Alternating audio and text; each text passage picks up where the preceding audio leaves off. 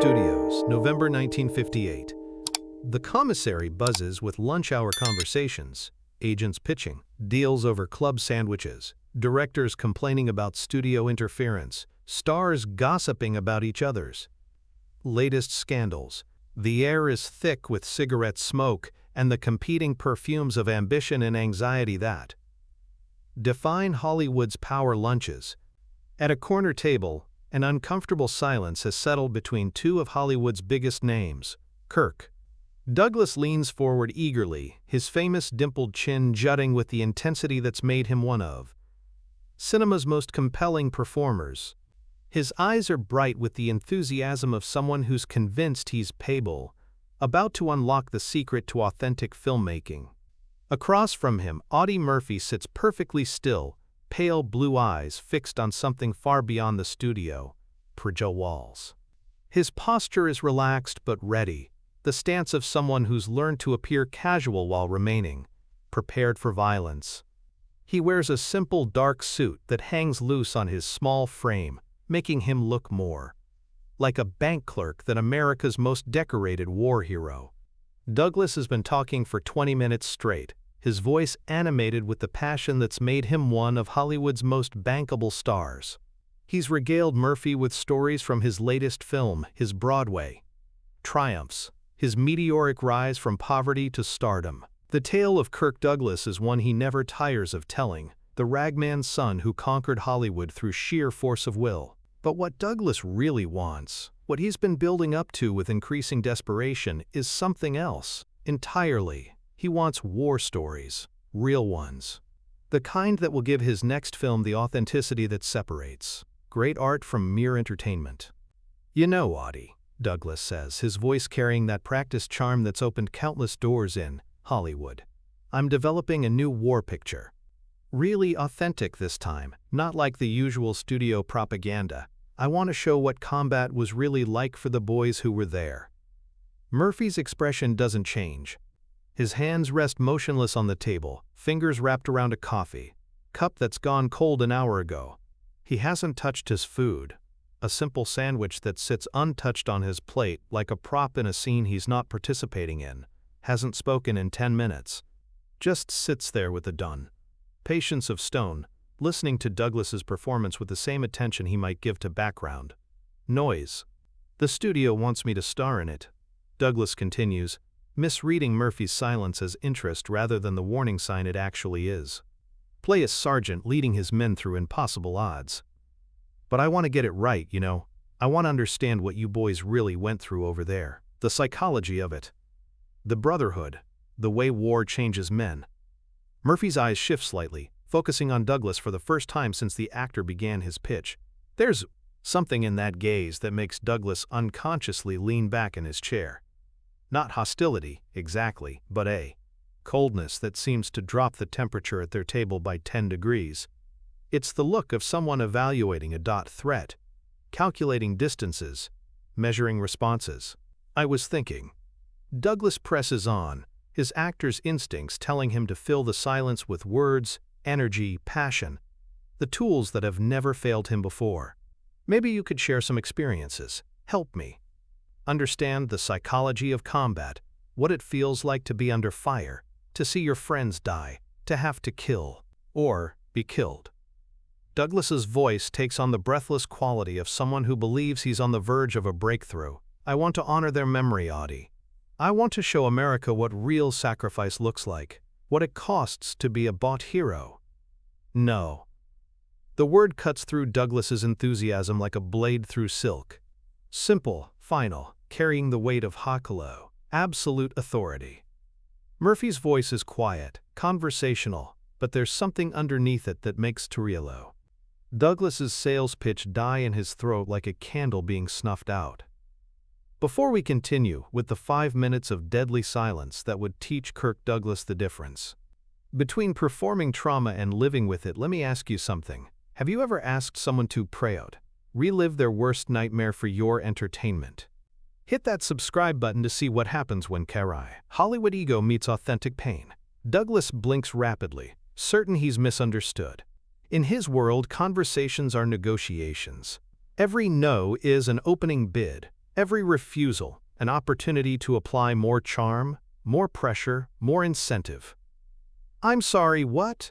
I said no. Murphy's voice remains level, but his eyes have gone completely flat. Empty. The look of someone who's seen too much and felt too little for too long. It's the same expression he wore when German Machine. Gunners surrendered to him, polite, professional, and utterly without mercy. Douglas's famous smile wavers. He's accustomed to getting what he wants through charm, persistence, and the endries, irresistible force of his personality. The word no isn't part of his usual vocabulary. People don't say no to Kirk Douglas, not when he's offering them a chance to be part of something important, something meaningful. "Look, I understand it's difficult to talk about," Douglas says, leaning forward again with the sincerity he's perfected for dramatic scenes. His voice drops to the intimate tone he uses for his most compelling screen moments. "But this could be important, Audie. A chance to honor the men who served, to show America what real sacrifice looks like, to make their deaths mean something." Murphy's hands don't move from his coffee cup, but something shifts in his posture. A subtle tension, like a Daco what coiled spring preparing to release. The change is almost imperceptible, but Douglas's survival instincts, honed by years of navigating Hollywood's predatory social waters, pick up on it immediately. "You want to honor them?" Murphy asks, his voice carrying a note of curiosity that Douglas mistakes for interest. "Absolutely, that's exactly what." "Then leave them alone." The words hang in the air between them, carrying a finality that makes Douglas's prepared arguments crumble before he can voice them. Murphy's gaze never wavers, never blinks, never shows the slightest emotion beyond absolute zero. It's not anger. Anger would be human, understandable, something Douglas could work with. This is something else entirely. "I don't think you understand," Douglas says, his voice taking on the edge he uses when dealing with difficult directors or stubborn studio executives. "This isn't exploitation. This is art. This is about truth, about showing people what really happens when—" Murphy's laugh is barely audible, more breath than sound, but it carries more contempt than any shout could convey. "Truth." Douglas nods eagerly, mistaking Murphy's response for engagement rather than the judgment it actually is. "Yes, exactly. The truth about what war really does to men. The psychological cost, the moral complexity, the way it strips away everything you thought you knew about yourself." And Murphy stands up. The movement is so sudden, so unexpected, that Douglas stops mid-sentence. Murphy doesn't push back his chair dramatically or make any sound. He simply rises from his seat with the fluid economy of motion that's become his trademark, the movement of someone trained to be ready for violence at any moment. But Murphy doesn't leave. Instead, he remains standing beside the table, looking down at Douglas with those pale, empty eyes. The silence that follows is unlike anything Douglas has ever experienced. Not the dramatic pause of a skilled performer calculating effect, but something else entirely. Something that makes the hair on the back of his neck stand up and his mouth go dry. The commissary continues its lunch hour bustle around them, conversations about deals and budgets and box office receipts. But at their table, time seems to have stopped. Douglas opens his mouth to speak, then closes it. The words he's prepared, the arguments, the justifications, the appeals to artistic integrity, all seem suddenly inadequate. Murphy doesn't move, doesn't speak, doesn't even breathe visibly, just stands there looking at Douglas with the expression of someone evaluating a target, calculating the most efficient way to end a threat. The actor's trained instincts tell him to do something, fill the silence, regain control of the conversation, assert his dominance through personality and charm. But something deeper, more primitive, tells him to remain very, very still. 1 minute passes. Douglas tries a smile, but it feels forced even to him. His facial muscles aren't responding properly, his famous charisma suddenly drained of all power. "Audie, come on, sit down, let's discuss this like professionals." Murphy's expression doesn't change. The silence continues, heavy and oppressive as a storm cloud. Douglas becomes acutely aware of his own heartbeat, his own breathing, the small sounds his body makes that he's never noticed before. The rustling of his clothes when he shifts position, the click of his throat when he swallows, the whisper of air through his nostrils. 2 minutes. Douglas's hands begin to fidget with his napkin, tearing small strips from the edge without conscious thought. He's performed in front of thousands, face-down Hollywood executives who could destroy careers with a Douglas taught. Phone call, commanded stages and sound stages with absolute confidence. But this silence is different. This isn't the absence of sound. It's the presence of something else. Something that makes him acutely aware of his own vulnerability. The other diners continue their conversations around them, but their voices seem to come from very far away. Douglas's world has narrowed to this table, this moment, this man standing over him with the patience of a competitor. It's like being in a bubble where normal rules don't apply, where charm and wit and star power mean nothing.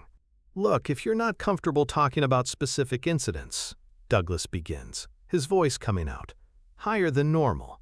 Murphy's head tilts slightly. Not a nod, not a shake, just a minimal adjustment of angle that somehow conveys more menace than any spoken threat.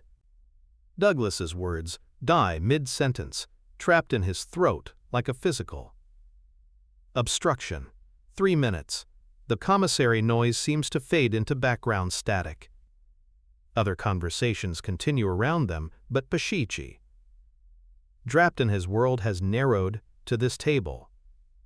This moment, this man standing over him with the patience of a predator waiting for the right moment to strike. Douglas's famous confidence begins to crack around the edges. His palms are sweating despite the air conditioning. His breathing has become shallow, rapid, the kind of forecast panicked respiration he's simulated on camera but never actually experienced. He realizes with dawning horror that Murphy isn't just refusing to tell war stories. Murphy is giving him a war story. Right here, right now. The story of what it feels like to be completely at someone else's mercy. To Atole, understand that your life depends on the whims of someone who's killed before and might kill again. This is what his characters feel in the moments before the shooting starts. This helplessness, this recognition that all your plans and preparations mean nothing.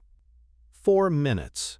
Douglas's hands are trembling now, small vibrations that he tries to hide by pressing them flat against the table. But the motion draws Murphy's attention to his shaking fingers, and for the first time, something flickers in.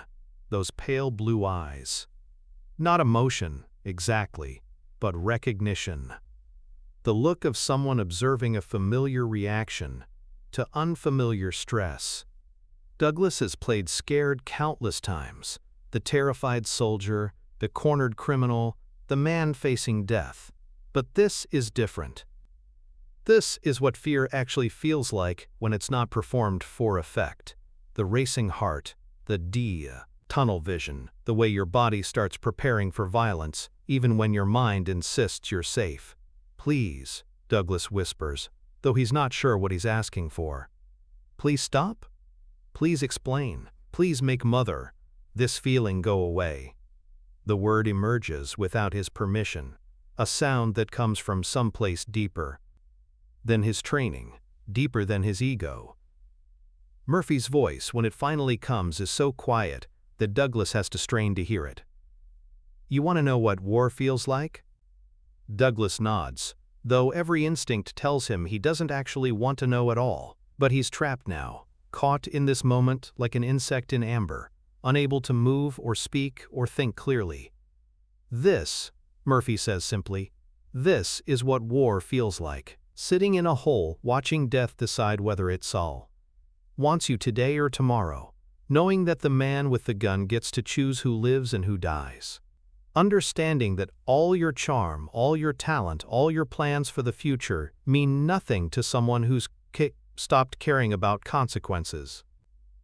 Murphy leans down slightly, bringing his face closer to Douglas's. The movement is slow, deliberate, like a Praco snake approaching its prey. You wanted the psychology of combat? Here it is. The absolute certainty that you are not in control. That everything you think makes you special, everything you think makes you important, is die. Just noise that death will ignore when it comes for you. Douglas can't breathe properly. His chest feels tight, his vision slightly blurred around the edges. This is what panic feels like, he realizes. This is what helplessness actually means. Not the dramatic version he's performed on screen, but the real thing, the animal terror that comes when you realize you're prey. The difference between you and me, Murphy continues in that same quiet voice, is that I learned this lesson when I was 19, in a place where it mattered. You're learning it at 41, in a place where it's just day, education, 5 minutes. Murphy straightens up and looks down at Douglas one final time. Now you know what my friends felt like in the seconds before they died. Congratulations, you've got your war story. Murphy turns and walks away, leaving Douglas sitting alone at the table, with the sudden understanding that he's just experienced something that will change him forever. Not the romantic notion of combat he wanted for his COD movie, but the actual feeling of being completely powerless in the presence of someone who's made peace with COD violence. Douglas remained seated for another 10 minutes, waiting for his hands to stop shaking, waiting for his breathing to return to normal. The commissary around him gradually comes back into focus. The conversations resume. Their normal volume, the clatter of dishes returns to its regular rhythm. But Douglas feels like he's returning from another planet, from a place where different rules apply. When he finally stands to leave, his legs are unsteady. The other diners in the commissary notice nothing. To them, he looks like Kirk Douglas having lunch, perhaps a bit tired from a long morning on set. But Douglas knows he's been fundamentally altered by 5 minutes of absolute silence. He never makes the war movie. When reporters ask why the project was shelved, Douglas gives vague answers about scheduling conflicts and script problems. He never mentions the lunch with Murphy, never describes those 5 minutes of silence that taught him more about combat than any book or documentary ever could. Because Douglas learned something that day that no acting class could have taught him. He learned the predatory difference between performing danger and experiencing it, between portraying fear and feeling it, between playing a role and having that role played on you. Years later, when asked about his friendship with Murphy, Douglas would always pause before answering, as if remembering something too personal to share. Audie taught me about acting, he would say finally. He taught me that the most powerful performance isn't about what you show, it's about what you don't show, what you hold back, what you make people feel without ever saying a word. But those who were there that day in the commissary knew the deeper truth. Murphy hadn't taught Douglas about acting. He taught him about authenticity, about the difference between simulating an experience and surviving it, about the vast gap between entertainment and reality. And sometimes, the most devastating lesson is delivered not with words, but with silence. Not through explanation, but through demonstration. Not by telling someone what war feels like, but by making them feel it. Hit that subscribe button and tell us in the comments, do you think Douglas deserved that psychological lesson? And unfortunately, they don't make men like Audie Murphy anymore.